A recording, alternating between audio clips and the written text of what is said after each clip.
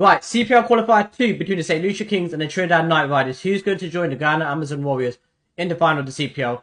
Two contrasted sides here. You got the underdogs in the St. Lucia Kings, and then you got the favourites, the best team in the tournament, in the Trinidad Knight Riders, who've had a pretty underwhelming tournament.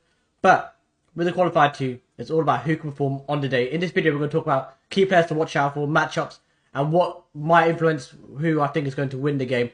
So, in terms of the St. Lucia Kings, Tim Cypher has been one of the best batsmen in T20 cricket and franchise cricket for quite some time. Last 10 games, he's averaged 42.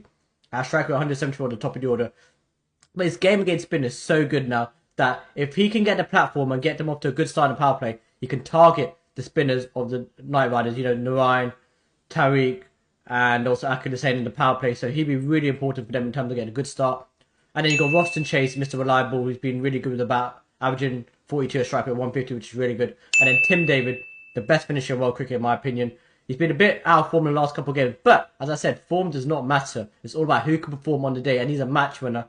And he can, be the difference between being 10 runs over or you being 20, 30 runs above par.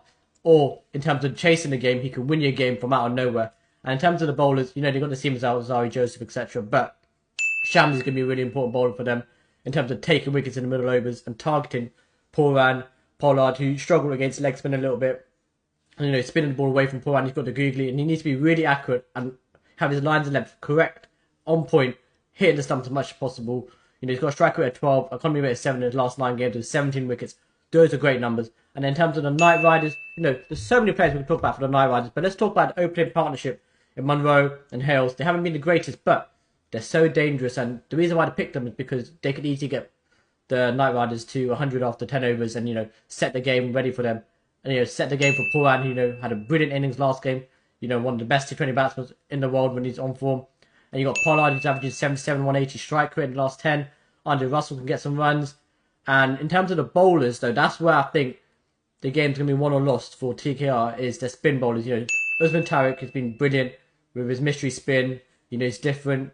Akil Hussain in the power play. You've got Sun and Orion in the middle overs with Usman Tariq. And then you've got Andre Russell as a death bowler. Their bowling is very much set. It's about the power play batting for them where they struggled. And I think that's where it's going to be won or lost between both sides for this game. It's that first 6-7 overs. Who wins it in both innings, because, St. Lucia Kings have Cypher, and, if he can get to a good start for them, the game goes into their favour. But if they get him out early for TKR, they can get on top of the St. Lucia Kings. It makes the game into their favour. And then vice versa. In the Knight Riders innings, if they lose a couple of early wickets, how they go about playing Shamsi, etc. Those first 5 overs in both innings are going to be so important.